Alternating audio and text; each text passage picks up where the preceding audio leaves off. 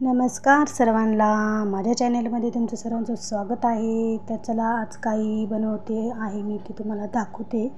तर बघा, दररोज तेच भाजी भाकर चपाती खाऊन कंटाळा येतो, मग काहीतरी वेगळं असं खावंसं वाटतं. मग त्यासाठी मी आज वेगळी काहीतरी डिश बनवत आहे. तुम्ही ही बघितली पण असेल आणि केली पण असेल, तर चला बघूया.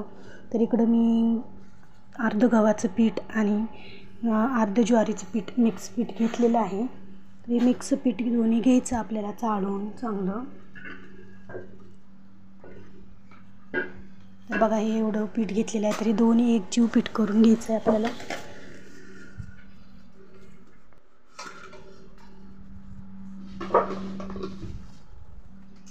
तर ह्याच्यात आता चवीनुसार मी मीठ टाकून घेतलेलं आहे,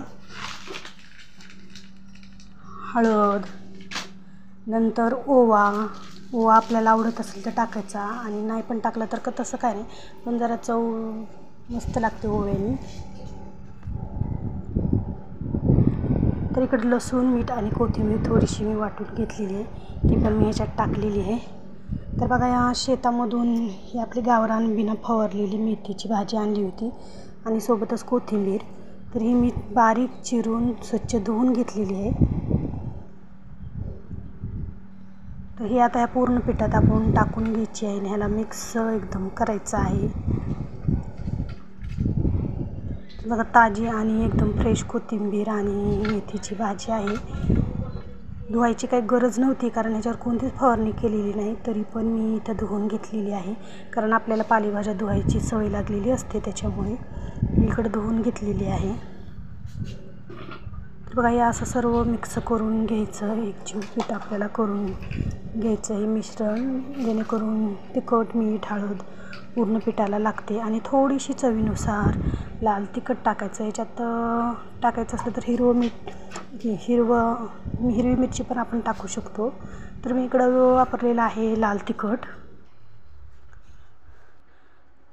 तर आता हे एकजीव पूर्ण पीठ मी मळून घेतलेलं आहे, आणि हा पदार्थ एकदम मस्त असा लागतो.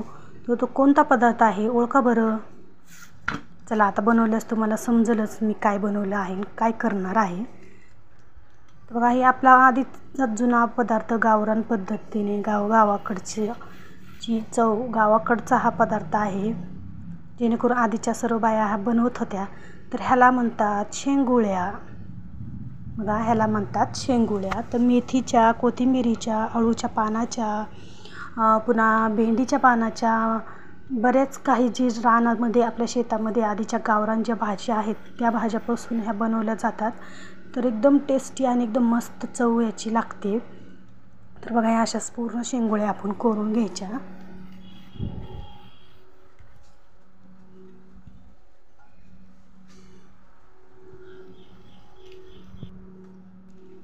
तर इकडं माझ्या ह्या शेंगुळ्या तयार झालेल्या आहे अर्ध्या, तर आणखीन बनवायच्या आहेत.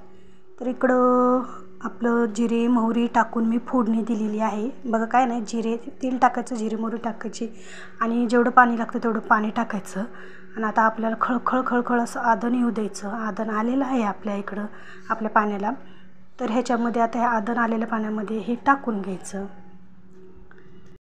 इकडं शिजून अशा शेंगुळ्या आपल्या झालेल्या आहेत, आणि आपल्या मी चैतूला टिफिनसाठी पण दिलेल्या आहेत. मस्त अशा आपल्या शेंगुळ्या तयार झालेल्या आहेत. तर तुम्हाला आवडतात का ह्या शेंगुळ्या? आवडत असेल तर नक्की कमेंटमध्ये सांगा. चला मग आता खाऊया, या तुम्ही पण खायला. आणि कशी वाटली ही साधी आणि सोपी गावाकडची डिश कमेंटमध्ये नक्की सांगा.